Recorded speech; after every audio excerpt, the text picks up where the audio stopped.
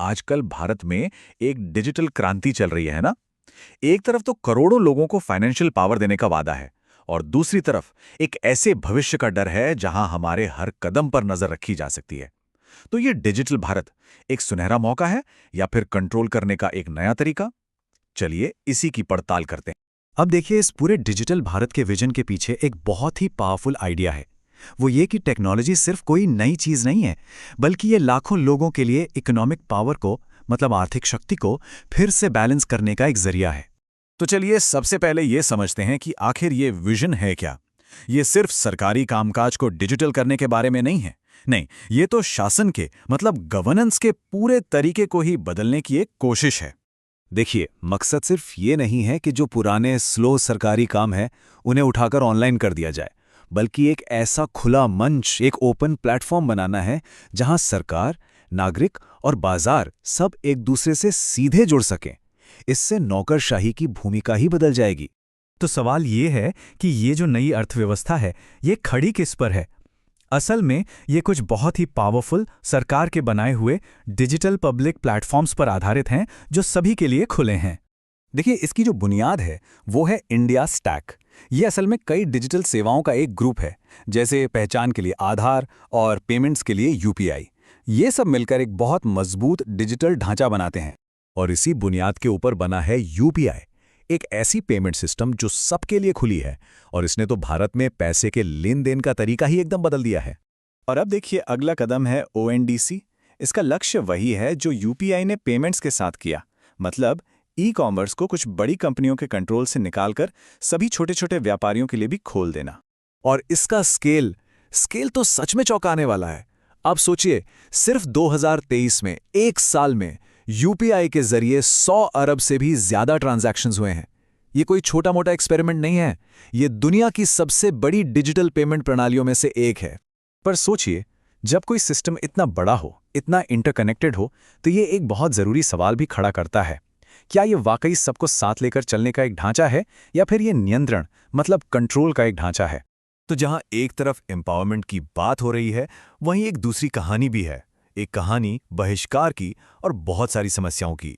और ये कहानी इस पूरे सिस्टम की नींव यानी आधार से जुड़ी हुई है। आलोचकों का मेन आर्ग्यूमेंट यही है कि इस डिजिटल दुनिया की बुनियादी कमजोर है और ये लोगों की मदद करने के बजाय असल में उन्हें नुकसान पहुंचा रही है। तो यहां ना हमें दो बिल्कुल अलग अलग तस्वीरें देखने को मिलती हैं। एक तरफ सरकार का ये दावा है कि फ्रॉड को रोककर अरबों रुपए बचाए गए हैं, तो दूसरी तरफ जमीनी हकीकत ये है कि ऑथेंटिकेशन फेल होने की वजह से जरूरतमंद लोगों को उनका हक, जैसे राशन या पेंशन, नहीं मिल पा रहा है।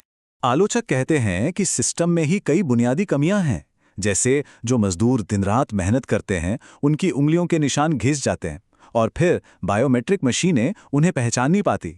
इससे उन्हें उनका राशन या पेंशन नहीं मिलता।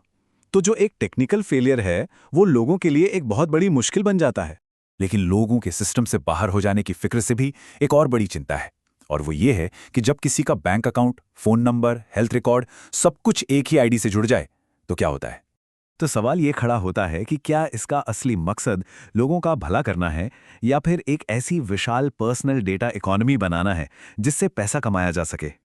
ये स्लाइड दिखाती है कि कैसे निगरानी का एक पूरा ढांचा तैयार होता है। सबसे पहले आधार को हर चीज से जोड़ना जरूरी कर दिया जाता है।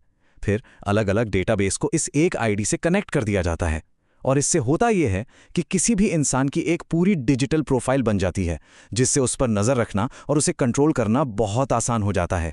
और ये चिंता कोई छोटी मोटी नहीं थी, ये इतनी गंभीर थी कि मामला सीधा सुप्रीम कोर्ट पहुंच गया। सवाल ये था कि क्या ये प्रोजेक्ट राइट टू प्राइवेसी यानी निजता के मौलिक अधिकार का उल्लंघन करता है, जो कि हर नागरिक की आजादी के लिए एक सीधा खतरा है। और ये सब हमें एक आखिरी और शायद सबसे जरूरी सवाल पे ले आता है। एक डिजिटल समाज में हम आखिर भरोसा किस पर करते हैं? मतलब हम इंसानों पर भरोसा करने से हटकर अब एक सिस्टम, एक टेक्नोलॉजी पर भरोसा करने लगे हैं। और ये एक बहुत ही गहरा सांस्कृतिक और मनोवैज्ञानिक बदलाव है। अब ये जो टेबल है ये इस बदलाव को बहुत अच्छे से समझाती है। देखिए, जहां पहले वेरिफिकेशन के लिए सिग्नेचर या आमने सामने की पहचान जरूरी थी, वहीं अब बायोमेट्रिक ऑथेंटिकेशन होता है। मतलब हम एक ऐसी दुनिया से जो इंसानी फैसलों पर चलती थी, एक ऐसी दुनिया की तरफ बढ़ रहे हैं जो कोड और प्रोटोकॉल से चलती है। आखिर में इस बड़े प्रोजेक्ट की सफलता शायद इसकी टेक्नोलॉजी पर कम और उन नैतिक फैसलों पर ज्यादा निर्भर करेगी जो इसके इस्तेमाल का तरीका तय करेंगे।